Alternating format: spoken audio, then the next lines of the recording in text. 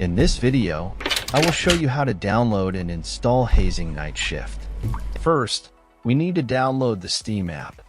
Open your Google Chrome and search for store.steampowered.com. Link in description.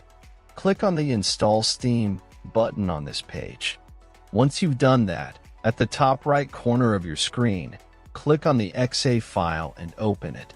Complete the installation, and once finished, open your Steam app. In search bar, type Hazing Night Shift and drop down you will see the game. If not, check video in description. If you see the game in drop down, click on the game.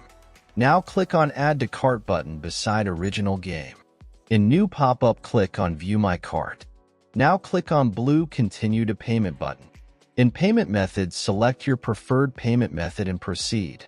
After you're done with payment, next steps I will show with game I already own. After completing the purchase, go to your library.